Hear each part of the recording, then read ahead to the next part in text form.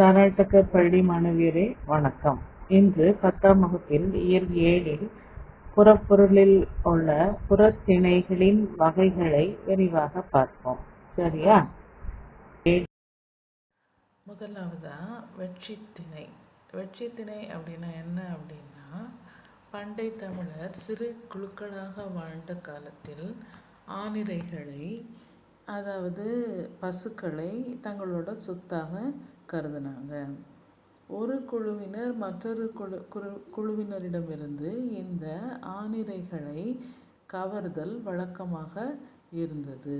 அதை எடுத்துகிட்டு வர்றது வழக்கமாக இருந்தது.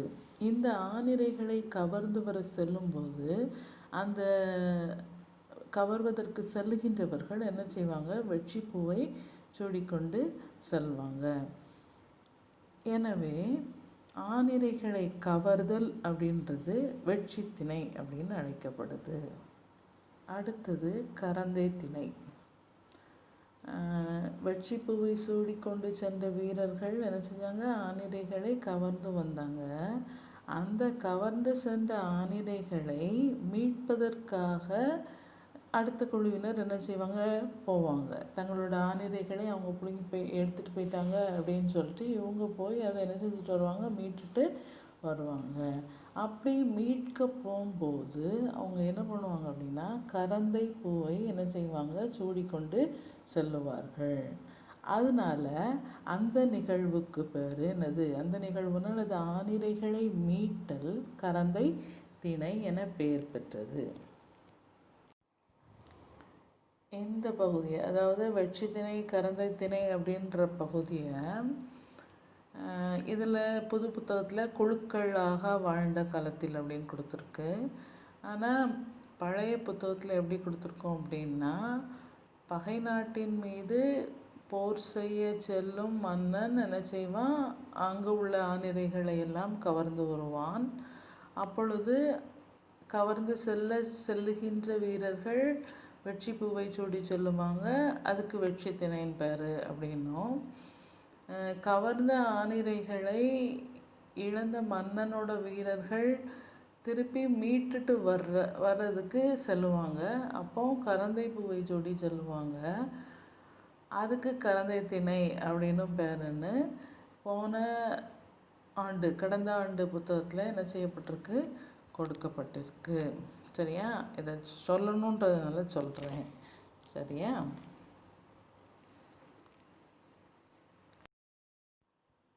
ஏன்னா இதுக்கு அப்புறம் வர்ற திணைகள் எல்லாமே மன்னனை பற்றியதாக தான் இருக்கும். அதனால தான் நான் கடந்த ஆண்டு புத்தகத்தில் உள்ளதையும் என்ன செய்கிறேன்? உங்களுக்கு சொல்கிறேன். சரியா? அடுத்தது வஞ்சித்திணை. வஞ்சித்திணைன்னா என்ன அப்படின்னா, மண்ணாசை காரணமாக, அதாவது நாட்டை கைப்பற்றணும், பகைவர் நாட்டை கைப்பற்றணும் அப்படின்ட்டு ஆசைப்பட்டு கருதி அந்த நாட்டின் மீது போர் தொடுத்து செல்வது வஞ்சி திணை. இப்படி போருக்கு செல்லுகின்ற வீரர்கள் என்ன செய்வாங்க அப்படின்னா, வஞ்சிப்பூவை சூடிக்கொண்டு செல்லுவார்கள். அதனால இந்த திணைக்கு என்னன்னு பேர் வந்துச்சு? வஞ்சி திணை. பகை நாட்டை கைப்பற்ற கருதி போருக்கு செல்லுவது வஞ்சி திணை. அடுத்தது காஞ்சி திணை. தன் நாட்டை கைப்பற்ற வந்த மாற்றரசனோடு எதிர்த்து போரிடுவது என்னது? காஞ்சி திணை. அவ்வாறு எதிர்த்து செல்லுகின்ற வீரர்கள் காஞ்சிப்பூவை சூடி செல்வாங்க. அதனால் இதுக்கு என்ன பேர் வந்துச்சு? காஞ்சி திணை. அதாவது முதல்ல வஞ்சி திணை பார்த்தோம், இப்போ காஞ்சி திணை பார்த்துருக்கோம். போருக்கு செல்லுதல் வஞ்சி திணை, எதிர்த்து போரிடுதல் காஞ்சி திணை. அது நொச்சி திணை. பகையரசனால் முற்றுகையிடப்பட்ட தங்களோட மதிலை காத்தல் வேண்டி உள்ளிருந்து கொண்டே வெளியே இருக்கும் பகையரசனோடு போரிட்டு அந்த மதிலை காப்பது நொச்சி திணை. அவ்வாறு மதில் காப்பதற்காக போரிடுகின்ற வீரர்கள் என்ன செய்வாங்களாம், நொச்சிப்பூவை சூடியிருப்பாங்களாம். அதனால் இதுக்கு என்ன பேர் வந்துச்சு அப்படின்னா நொச்சி திணை அப்படின்னு பேர் வந்துச்சு. அடுத்தது உளிஞை திணை. தன் வீரர்களுடன் மாற்றரசன் கோட்டைக்குள் புகுந்து மதிலை சுற்றி வளைத்தலுக்கு பேர் என்னது, உளிஞை திணை. அவ்வாறு சுற்றி வளைக்கச் செல்லுகின்ற வீரர்கள் உளிஞ்சை பூவை என்ன செய்வாங்களாம், சூடியிருப்பாங்களாம். அதனால் இதுக்கு என்ன பேர் வந்துச்சு, உளிஞை திணை. மதிலை காத்தல் நொச்சி திணை, மதிலை சுற்றி வளைத்தல் உளிஞை திணை.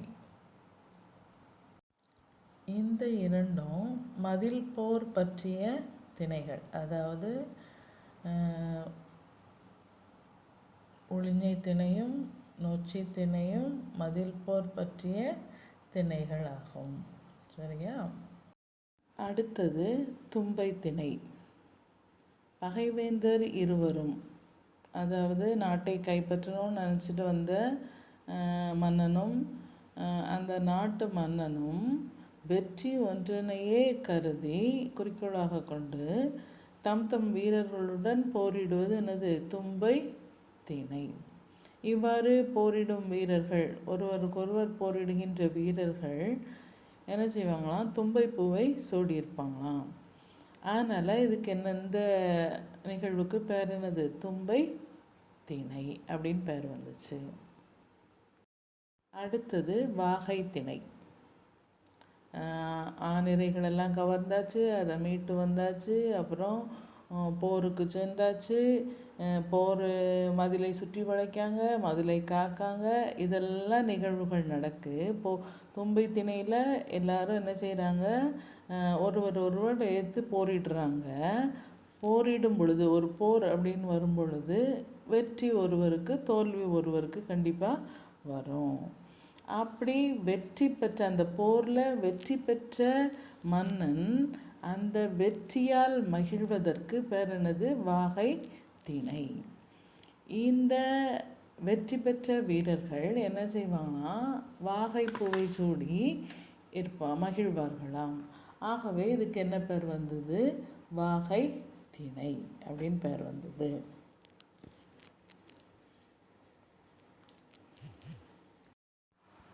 வெற்றி திணை முதல் வாகை திணை வரைக்கு உள்ளத்தில் உள்ள திணைகளெல்லாம் நீங்கள் பார்த்தீங்க அப்படின்னா அது போர் பற்றிய செய்திகளையே தான் சொல்லிட்டு வரும். இனிமே பார்க்க போகிறது இதிலிருந்து கொஞ்சம் வேறுபடும். சரியா? அடுத்தது பாடான் திணை.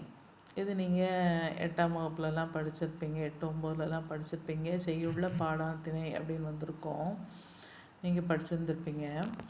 பாடான் திணை அப்படின்னா என்ன அப்படின்னா, பாடப்படுவதற்கு தகுதியுடைய ஆண்மகனின் கல்வி, வீரம், செல்வம், புகழ், கருணை முதலியவற்றை புகழ்ந்து பாடுவது தான் என்னது, பாடான் திணை. பாடு கூட்டல் ஆண் கூட்டல் திணை பாடான் திணை. அடுத்தது பொதுவியல் திணை. அதாவது பொதுவியல்னா என்ன அப்படின்னா, முதல்ல நம்ம பார்த்தோம் வெற்றி திணை, கரந்த திணை அப்படின்னு பார்த்தோம். அதிலிருந்து வெற்றி திணையிலிருந்து பாடான் திணை, இப்போ கடைசியாக பார்த்த பாடான் திணை வரைக்கும் உள்ள புறத்திணைகளில் எல்லாத்துக்கும் பொதுவானதும் அவற்றுள் அந்த திணைகளெல்லாம் சொல்லப்படாதவற்றையும் கூறப்படாதவற்றையும் சொல்கிறது தான் என்னது, பொதுவியல் திணை. இந்த வெற்றி திணை முதல் பாடான் திணை வரைக்கும் உள்ள திணைகளில் சில இதை என்ன செஞ்சுருப்பாங்க, சொல்லாமல் விட்டுருப்பாங்க. அதை சொல்கிறது தான் என்னது, பொதுவியல் திணை. அவற்றுக்கு பொதுவானவற்றையும் அதில் கூறப்படாத செய்திகளையும் கூறுவது என்னது, பொதுவியல் திணை. அடுத்தது கைக்கிளை திணை. கைக்கிளை என்பது ஒருதலை காமம். ஒருதலை காமம் அப்படின்னா என்ன அப்படின்னா, ஆண் பெண் இருவருள் ஒருவர் மட்டுமே மற்றவர் மீது அன்பு கொண்டிருப்பது தான் என்னது? கைக்கிளை திணை. ஒருதலை காமம். ஒருவர் மட்டுமே அன்பு கொண்டிருப்பது. மற்றவர் ரெண்டு பேரும் அன்பு செலுத்தினா அது அகப்பொருள்னு பார்த்தோம். இதில் ஒருவர் மட்டுமே மற்றவர் மீது என்ன செய்வாங்க? அன்பு செலுத்துவாங்க.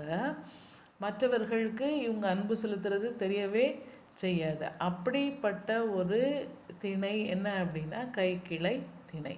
அதாவது ஒருதலை காமம். கைக்கிளை திணை என்னது? ஒருதலை காமம். இது ஆண்பார் கூற்று, பெண்பார் கூற்று அப்படின்னு 2 வகைப்படும். அதாவது ஆண் சொல்லுவது போல அமைவதை ஆண்பார் கூற்று அப்படின்னும், பெண் சொல்லுவது போல அமைவதை என்னன்னு சொல்கிறோம்? பெண்பார் கூற்று அப்படின்னும் சொல்கிறோம்.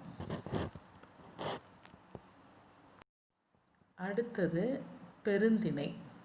பெருந்திணை அப்படின்னா என்னன்னா பொருந்தா காமம். பொருந்தா காமம் அதாவது பொருத்தமற்ற அன்பு. எடுத்துக்காட்டால் தலைவி இறைவன் மீது அன்பு கொண்டிருப்பது, அல்லது சாதாரண குடிமகன் இளவரசி மீது, பட்டத்து இளவரசி மீது அன்பு கொள்ளுவது. அப்படிப்பட்டதை தான் பொருந்தா காமம் அப்படின்னு சொல்கிறோம். சரியா? அந்த பொருந்தா காமத்துக்கு தான் என்னன்னு பேர்? பெருந்திணை அப்படின்ட்டு பேர். முதல்ல பார்த்தோம் கைக்கிளைன்றது ஒருதலை காமம், பெருந்திணைன்றது பொருந்தா காமம். சரியா? இதுவும் ஆண்பார் கூற்று, பெண்பார் கூற்று என 2 வகைப்படும். ஆண் சொல்லுவது போல இருப்பது என்னது? ஆண்பார் கூற்று. பெண் சொல்வது போல இருப்பதை பெண்பார் கூற்று அப்படின்னு சொல்கிறோம். இந்த கைக்கிளையும் பெருந்திணையும் அன்பு செய்தல் பற்றி வர்றதுனால இது அகத்திணையிலையும் இடம்பெற்றிருக்கும். இந்த வகையான பொருந்தா அன்பு ஒருவர் மட்டுமே அன்பு செய்தல் அப்படின்றது மற்றவர்களால், அதாவது 2 பேருக்கு மட்டும் இல்லாமல் மற்றவங்களாலையும் அதனை என்ன செய்ய முடியும்? தெரிந்து கொள்ள முடியும். அதனால் இது புறத்திணையிலையும் இடம்பெற்றிருக்கு. ஆக புறத்திணை, வெட்சித்திணை, கரந்தைத்திணை, வஞ்சித்திணை, காஞ்சித்திணை, நொச்சித்திணை, ஒழிஞ்சித்திணை, தும்பைத்திணை, வாகைத்திணை, பாடான் திணை, பொதுவியல் திணை, கைக்கிளை திணை, பெருந்திணை என 12 வகைகளை பற்றியும் நாம் என்ன செஞ்சிட்டோம்? இப்போ நல்லா தெரிஞ்சுக்கிட்டோம். சரள் டக்கர் பள்ளி மாணவியரே, நன்றி, வணக்கம்.